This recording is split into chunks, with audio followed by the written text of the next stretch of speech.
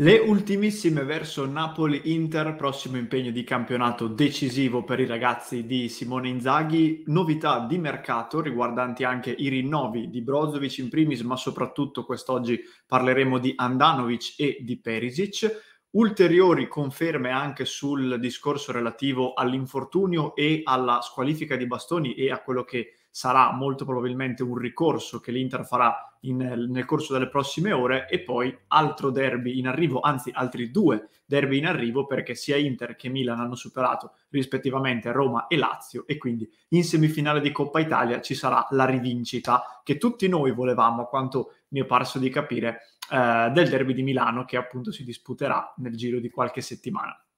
Ben ritrovati amiche e amici di Passione Inter, consueto episodio, appuntamento con cui facciamo un punto della situazione sulle principali notizie di giornata. Abbiamo inserito tanti argomenti diversi perché ci sono dei piccoli aggiornamenti su ognuno di questi, e quindi partiamo subito, non attendiamo ulteriormente. Vi ricordo però solamente prima di partire di iscrivervi al canale se ancora non lo avete fatto, così ci aiutate a continuare a crescere e non vi perdete tutti i prossimi contenuti. Parto dalla fine, visto che la novità più fresca in realtà è proprio l'ufficialità della semifinale di Coppa Italia nel lato, diciamo, destro del tabellone, perché appunto, come dicevo, ci troveremo ancora una volta con il Milan. Io personalmente sono contento perché dopo aver perso quel derby per come è stato perso, poi credo che sia meglio così. Per l'Inter sarà molto positivo avere la possibilità di rifarsi e di, tra virgolette, vendicarsi nei confronti dei cugini rossoneri, una partita che sarà andata e ritorno e avrà ancora valevole la regola dei gol in trasferta, e questo è un fattore perché comunque giocheremo il ritorno in casa, e questo secondo me è un leggero svantaggio, visto che appunto questa regola di per sé nel calcio ormai è stata tolta, però in questa edizione della Coppa Italia ancora rimane, e quindi dovremo ancora farci i conti. L'Inter ha battuto la Roma 2-0, lo sappiamo. Il Milan nella serata di ieri ha battuto la Lazio 4-0, dominando completamente la squadra di Sarri. Piccola diciamo, informazione che vi voglio dare: il possibile incasso che si avrebbe vincendo la Coppa Italia, visto che ormai abbiamo scavalcato i primi due gradini, che sono quelli che tendenzialmente vengono affrontati con un po' di fastidio, no? C'è sempre un po' questa sensazione di necessità di fare turnover, partite magari non troppo provanti. Ecco, adesso arriva il Milan, è una semifinale, quindi direi che entrambe le milanesi guardano alla finale e alla vittoria. Vi riporto quelle che sono state le cifre ufficiali della manifestazione nella scorsa stagione, perché quelle della stagione in corso verranno rese note alla Lega Calcio nel giro di queste settimane. 250.000 euro la cifra per il passaggio agli ottavi, 470.000 per i quarti, 950.000 per le semifinali. Arrivando in finale e vincendo la partita si ottengono 4,37 milioni di euro, a cui ovviamente vanno sommati anche gli incassi del botteghino, e questo è un fattore perché quest'anno per fortuna gli stadi, anche se con un po' più di ritardo rispetto a molti altri paesi europei, si stanno riaprendo. Secondo quello che filtra dalle novità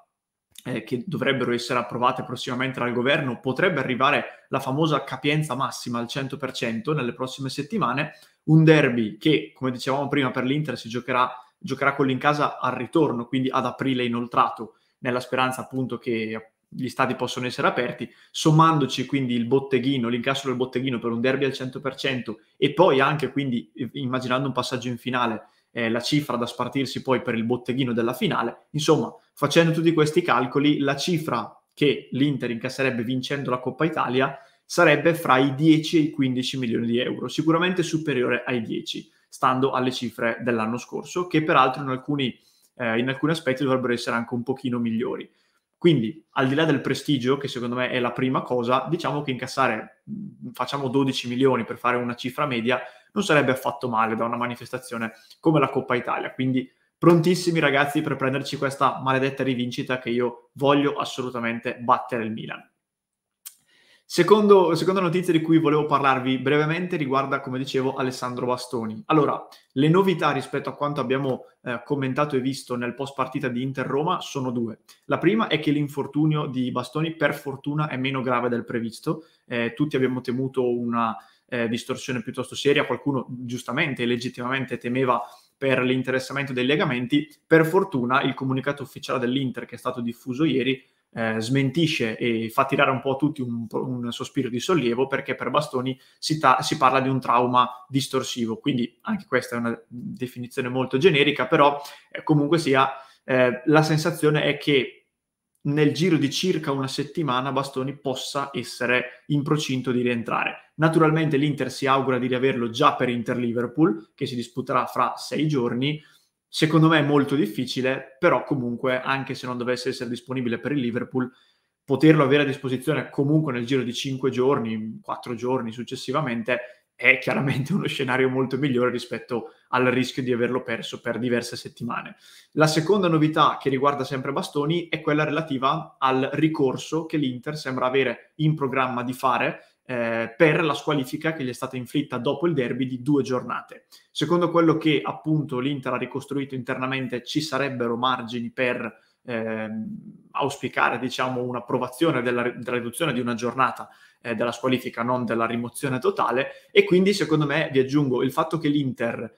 visto che Bastoni è infortunato, provi comunque un ricorso, da un lato può essere una questione di principio, che va comunque bene, perché se Bastoni internamente dice io non ho detto nulla di gravissimo, è giusto che l'Inter ci provi. Dall'altro evidentemente c'è quindi, al netto del Liverpool, la speranza e l'auspicio di poterlo riavere a disposizione, almeno dal punto di vista fisico, per la gara di campionato contro il Sassuolo, che arriverà domenica prossima, e quindi uno fa il paio, può avere la possibilità di scontare una giornata di queste due, può rientrarmi fisicamente da questo piccolo infortunio, faccio ricorso. Speriamo che venga accolto. Mentre per quanto riguarda Inzaghi, il ricorso non si farà, quindi purtroppo il mister non sarà in panchina per Inter-Napoli, anzi Napoli-Inter. Mi ricollego allora, visto che ho citato Napoli-Inter, velocissimamente sulla partita, e poi vi dico l'ultima cosa sui rinnovi. Le ultime novità, posto che c'è ancora del tempo prima di pensare ad una formazione con dei tratti piuttosto chiari, visto che ci sono ancora 2 giorni dalla partita. Per quanto riguarda il Napoli, vi dico subito che bene o male il Napoli recupera gran parte dei suoi indisponibili, in particolare gli africani che hanno terminato la Coppa d'Africa sono rientrati a Napoli, e mi riferisco a Koulibaly e Anguissa. Al momento non è ancora sicuro al 100% che scendano in campo, perché naturalmente hanno smesso di giocare da poco, Anguissa in particolare, Koulibaly volevo dire in particolare, e quindi insomma non è chiaro se entrambi potranno essere della partita. Io sinceramente credo di sì, perché è una partita talmente importante che, per quanto stanchi, per quanto diciamo lontani dalla squadra da un mese, almeno Koulibaly secondo me verrà messo in campo. In ogni caso c'è questo doppio dubbio per Spalletti, che invece avrà Osimhen a disposizione, così come Insigne e tutti gli altri. Per quanto riguarda l'Inter, il vero grosso dubbio è in attacco, perché la fase offensiva dell'Inter non è un problema, perché definirla un problema, visto che siamo il miglior attacco della Serie A, mi sembra troppo. Però comunque sta avendo qualche piccola difficoltà, in particolare la prestazione in coppia di Sanchez e di Dzeko, non a caso entrambi in gol, in Inter-Roma sembra aver convinto Inzaghi, e al momento, attualmente giovedì, il giocatore che rischia seriamente il posto da titolare è Lautaro Martinez, che appunto a Napoli potrebbe partire dalla panchina a beneficio di Sanchez e Dzeko, che invece sono caldissimi per una maglia da titolare. Vedremo nelle prossime ore se arriveranno conferme dagli ultimi allenamenti, però facciamo attenzione, perché questa è una possibilità molto concreta. Chiudo l'episodio con le novità su Handanovic e Perisic, perché nelle scorse ore sono arrivate delle indiscrezioni riguardo i rinnovi dei 2 giocatori dell'Inter, il capitano Samir Handanovic e l'esterno Ivan Perisic. Sostanzialmente cosa sta accadendo? L'Inter avrebbe ufficialmente iniziato i discorsi con i loro rispettivi agenti, assicurando che la volontà del club è sì quella di rivedere le cifre, soprattutto quella di Perisic, ma anche quella di Handanovic, però la volontà è quella di mantenerli. Quindi se ci sarà disponibilità da parte loro a tagliarsi parte dell'ingaggio, l'Inter sarà felicissima di rinnovare i loro contratti e di averli a disposizione ancora per le prossime stagioni. Per quanto riguarda Handanovic, l'obiettivo dell'Inter rimane lo stesso: averlo almeno per un anno come secondo di Andrea Onana, per fare un po' di interscambio e fargli fare anche, diciamo, farlo ambientare al meglio sotto l'ala di Samir, che peraltro è anche capitano, quindi ha anche un discorso di leadership di cui non ci si vuole privare. E per quanto riguarda invece Perisic, detto che il discorso leadership vale anche per lui, perché Perisic, al di là delle prestazioni in campo che sono clamorose, si nota che è diventato sempre più un leader. L'Inter fondamentalmente non vuole garantirgli l'ingaggio che chiede, che è addirittura più alto rispetto a quello che percepisce attualmente. La speranza del club è che non arrivino da qui ai prossimi mesi delle offerte così importanti per il croato, e che quindi magari questo possa portarlo a rivedere un pochino le sue pretese. Attualmente nelle ultime ore si è parlato come cifra, diciamo, ipotetica di 4 milioni netti circa più bonus. È una cifra secondo me molto sostenibile, perché di fatto 4 milioni, 4 e mezzo più bonus andrebbe ad essere circa 8 milioni e mezzo lordi, che sono la cifra massima della diciamo, che quindi andrebbe a spendere la società a cui interessa il lordo e non il netto, e di fatto secondo me sarebbe tranquillamente sostenibile. Leggevo giustamente un paragone: 8 milioni e mezzo lordi per Ivan Perisic grosso modo possono essere ricondotti alla spesa per Gosens, che ti costa un ammortamento annuo di circa 5 milioni appunto totali, un ingaggio almeno inizialmente di 2,5 o 3 se non erro, e quindi più o meno siamo su quelle cifre. Adesso non ricordo perfettamente le cifre precise, però capite che la bilancia è molto equilibrata, quindi l'Inter è disposta a questo tra virgolette sforzo, perché Perisic viene considerato ancora un giocatore valido, un giocatore fisicamente integro, secondo me anche a livello genetico ha qualcosa in più della media, perché a 33 anni una condizione simile non è cosa da tutti, e quindi l'Inter sarebbe ben felice di confermarlo a Milano.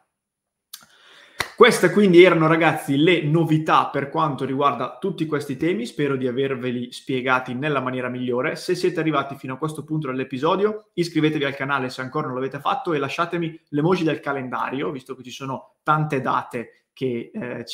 che possono essere decisive per l'Inter e alle quali dobbiamo prepararci al meglio. Fatemi sapere nei commenti cosa ne pensate alle varie notizie, se rinnovereste i contratti dei due, cosa ne pensate al discorso dell'attacco in vista di Napoli-Inter. Ditemi un po' la vostra. Vi ricordo che se volete sostenere il nostro progetto potete farlo andando su www.passioneinter.club o abbonandovi direttamente al canale YouTube, per permetterci di offrirvi tutti i giorni contenuti, dirette, podcast, video, articoli e tutto quanto. E poi un grande sostegno se lo fate anche seguendoci tutti i giorni in diretta su YouTube e su Twitch a partire dalle 19:30.